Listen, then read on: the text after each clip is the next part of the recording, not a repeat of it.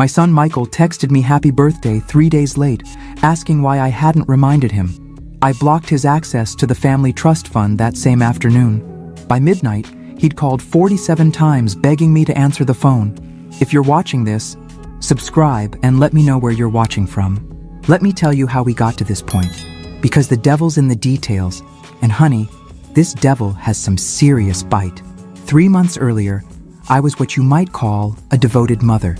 Scratch that. I was a doormat with a checkbook.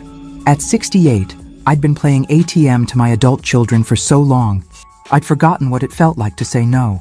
My late husband, Robert, left us very comfortable when he passed 5 years ago.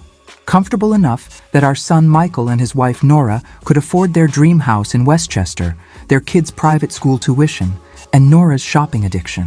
I lived quietly in my Park Avenue apartment, the same one Robert and I had shared for 30 years.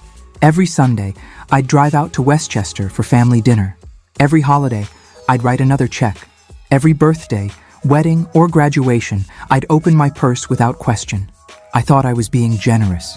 Turns out, I was being stupid. The warning signs had been there for months. Michael stopped calling unless he needed something. Nora would barely make eye contact during our visits, too busy scrolling through her phone or coordinating with contractors for their latest home renovation.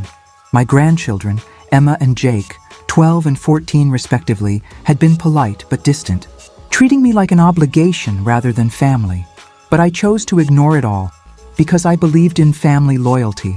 I believed love meant sacrifice.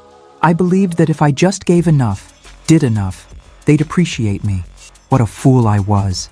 The day before my birthday, I'd gone shopping for ingredients to make Michael's favorite chocolate cake, the same one I'd made for him every year since he was 5.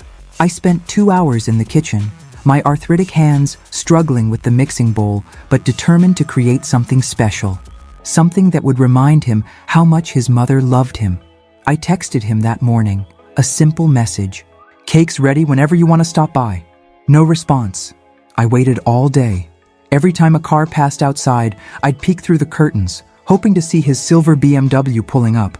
Every time my phone buzzed, my heart would leap, thinking it was him calling to apologize for being late. But the hours ticked by. Morning became afternoon. Afternoon became evening, and evening became another sleepless night. The chocolate cake sat untouched on my kitchen counter for 3 days, growing stale like my hope.